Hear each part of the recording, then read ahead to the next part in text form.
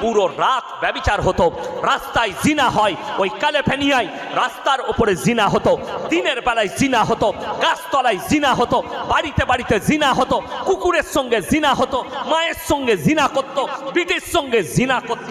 আল্লাহ ধ্বংস করেছে, আল্লাহর আযাব থেকে তারা মুক্তি পায়নি। আর তুমি পাপ করবে। যে আমার যুবক যুবতী শোনো, তোমার যদি মনে হয় আমার বাপ তাহাজ্জুদ গুজার, আমার বাপ হাজী সাহেব, আমার মা তাহাজ্জুদ গুজার, আমি যত রকমের পাপ করি অবশ্যই আমাকে জান্নাতে নিয়ে যাবে, এই স্বপ্ন দেখা ভুলে যাও। যদি তোমার মনে হয় আমি অমুক পীরের মুরিদ হয়েছি, যত বড়ই পাপ করি অবশ্যই আমার পীর আমাকে জান্নাতে নিয়ে যাবে, তাহলে কোরআনটা খুলে বাড়িতে গিয়ে দেখবে, তোমার কান মুচুড়ে দেখিয়ে দেবো। স্টেজে এসো যদি তোমার সন্দেহ হয়, সূরা আরাফ, কোন সূরা বললাম? সূরা আরাফ প্রথম পৃষ্ঠাতেই আছে, ফালানাসআলান্নাল্লাযীনা উরসিলা ইলাইহিম ওয়ালানাসআলান্নাল মুরসালিন।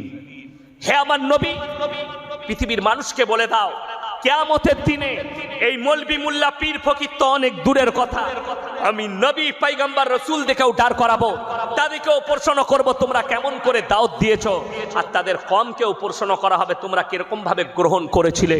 উভয়কে জিজ্ঞাসাবাদ করা হবে আর বিপদে পড়ে যাবে। কোরআন পৃথিবীর ইতিহাস খুলে দেখো, লূত নবীর কমকে পাল্টিয়েছেন আল্লাহ তাআলা রুটির মতো, এই সমকামীর কারণেই। তারাই ছিল সমকামী। হযরতে লূত নবী তাদের কাছে বিনীত অনুরোধ জানিয়েছেন, তোমরা ফিরে এসো আল্লাহর রাস্তায়। এই পাপ জঘন্য পাপ, আল্লাহ তাআলা হালাল রাস্তা দিয়েছে, আল্লাহ তাআলা সঠিক রাস্তা দিয়েছে, তোমরা সেই রাস্তায় মিলামিশা করো। তোমরা জিনায় ওইভাবে তোমরা সমকামিতে লিপ্ত হইও না, আল্লাহ তাআলার কুদরতের সঙ্গে খেলা করো না, আল্লাহ তোমাদেরকে ধ্বংস করবেন। আল্লাহ বলে সরে যাও। কোরআনে আছে দুজন নবীর বিবিকে জাহান্নামে দেবো, তারা নবী হওয়ার পরেও আটকাতে পারবে না। দুজন নবীর বিবি। হে আমার কলেজ ইউনিভার্সিটির পড়ুয়ারা, যারা মনে মনে করছেন আমরা যত ধরনের পাপ করি, আমি যদি মারা যাই আমার বাম্মা দোয়া করে জান্নাতে দেবে, তোমার বাম্মা তো দূরের কথা, গোটা পৃথিবীর মৌলবীকে যদি এক কাছে করে দোয়া করাও, আর তুমি যদি পাপের সাগরে ডুবে থাকো, তুমি যদি বেঈমান হও আর কুফরিতে ডুবে থাকো, আল্লাহর কসম তুমি জান্নাতের খুশবু পর্যন্ত পাবে। যদি বলেন কেমন করে, পৃথিবীতে নবীজির থেকে দামি লোক পৃথিবীতে কেউ এসছে? জোরে বলুন। আর কেউ আসবে? আসবে না। নবীজি সাল্লাল্লাহু আলাইহি ওয়াসাল্লাম রিওয়ায়েতে আছে, ছুটে এলেন, এসে বললেন, ইয়া রাসূলুল্লাহ, আপনার চাচা যান মৃত্যুর শয্যায় আছে, মারা যাবে। নবীজি ছুটলেন, জাকামদানি হচ্ছে তখন, মালাকুল মউত ফেরেশতা হাজির। নবীজি হাতটা টিপে ধরলেন, আর চাচা একবার খালি কলমাটা পড়ে লাও, আমি আল্লাহর নবী, আমি তোমার ভাইপো, তোমার জন্য আল্লাহর কাছে কেঁদে কেঁদে ক্ষমা চাই, বিসমিল্লাহ। আল্লাহর নবীর চাচা কি উত্তর দিল জানেন? হে আমার ভাইপো, আমি যদি বার্ধক্যে কলমা পড়ি লোকে বলবে মৃত্যু ভয়ে কলমা পড়েছে, আমি কলমা পড়তে পারবো না। আল্লাহ আয়াত পাঠালেন তার কাছে, নবীজির কাছে, কি বলে?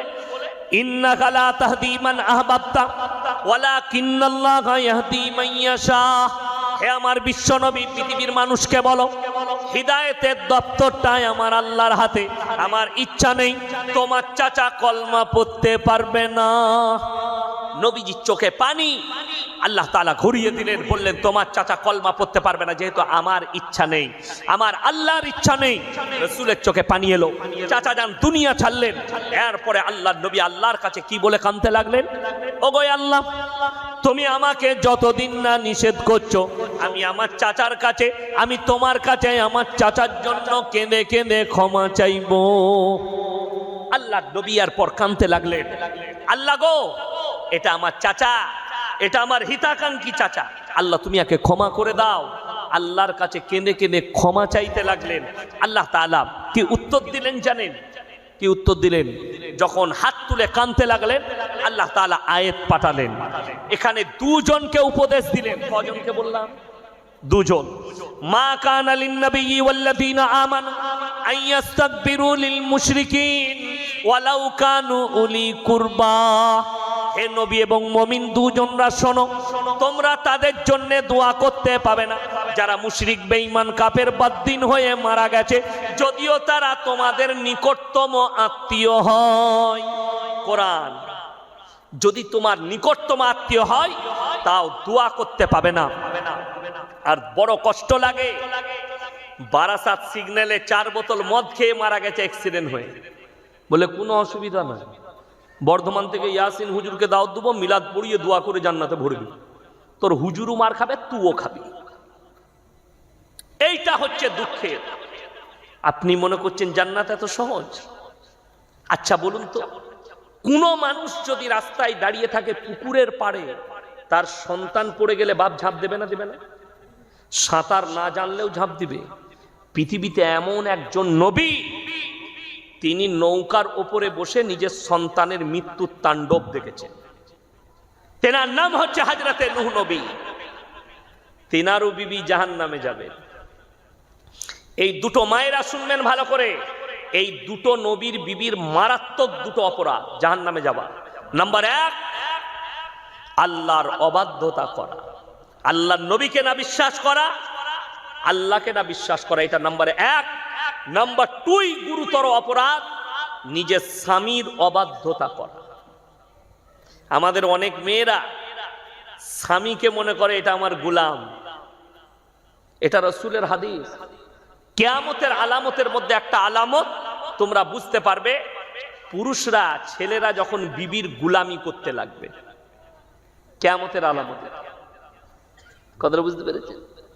হ্যাঁ, অনেক যুবক আছে, বউ যদি বলে একটু পায়ে তেল দিয়ে দেবো, না না সোনা তোমাকে দিতে হবে না, আমি খুব ভালোবাসি। হারাম কর, তুই তো চরিত্রটা খারাপ করেছিস। তেল দিতে দাও, খিদমতটা শিখাও, দোয়া পাবে, স্বামীর খিদমত। তুমি গোলাম হয়ে গেছো। আমার ভাই, এই দুজন নবীর বিবি গুরুতর দুটো অপরাধ করার কারণে জাহান্নামে যাবে। হযরতে নূহ নবী নৌকার উপরে, তার ছেলে কিনান পানিতে হাবুডুবু খাচ্ছে, দরিয়ার পানিতে। আল্লাহ গোটা পৃথিবীতে প্রলয় ঘটিয়েছেন। আমেরিকার ক্যালিফোর্নিয়ায় যেমন ভাবে আগুন ধরিয়েছে, সুপার পাওয়ার হুঁটো গেড়ে দিয়েছে, নূহ নবী জাওয়ানায় আল্লাহ রাব্বুল আলামিন গোটা পৃথিবীকে ডুবিয়েছিলেন। মুফাসসিরিনরা লিখছেন, সমুদ্রের পানিকে আল্লাহ 1250 ফুট উপরে, 1200 ফুট উপরে তুলে দিয়েছিলেন। আর সব থেকে বড় পৃথিবীর প্রলয়, গোটা পৃথিবী ডুবে গিয়েছিল সেই যুগে। আর নূহ নবীর কম হাবুডুবু খেয়ে মারা যাচ্ছে।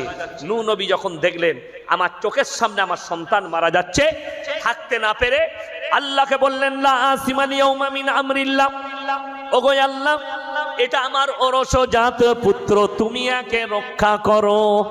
আমার আল্লাহ সঙ্গে সঙ্গে উত্তর দিলেন, লামিনাল খাসিরিন, যে আমাকে মানেনি, আমার নবীকে মানেনি, আমার দ্বীনকে মানেনি, তার জন্য তুমি আমার কাছে আবেদন নিবেদন করো না, তা না হলে তোমাকেও ক্ষতিগ্রস্তদের মধ্যে ফেলে দেব। এটা কোরআন। হযরতে নূহ নবীর হাত নেমে গেল। আমার মায়েরা বোনেরা, তোমরা যদি মনে